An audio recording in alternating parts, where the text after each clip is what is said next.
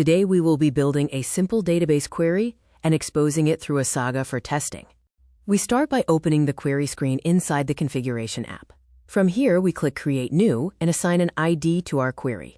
In the Definition tab, we give the query a name, set its status to active, select Simple as the query type, and choose the database platform we are using. Below, we enter the table name as the query source. Next, we switch to the Where tab. We add a complex condition and select AND as the operator. Inside this condition, we add a simple condition and give it a name. In this example, we check whether the name field contains a given search string. For this, we wrap the search value in double percentage signs to enable using user-provided variable. We then add another simple condition to match the record ID.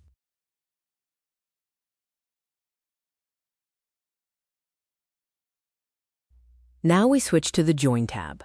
We click the plus icon, select Edit, choose the table we want to join, and provide an alias. We also select the join type. In the Condition tab, we define how the tables are joined by specifying the join condition.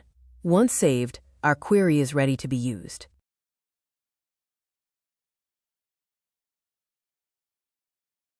To test the query, we open the DevOps app and create a new saga.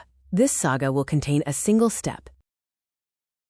The step calls the query handler using the getQuery action. We select the system element where the table is located as the event domain.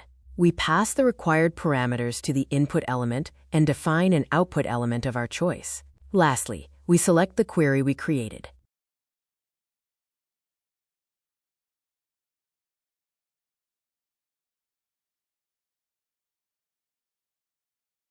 Finally, we switch to Postman and invoke the saga to test the query. With this approach, we've created a reusable query and exposed it through a simple saga for easy testing and integration.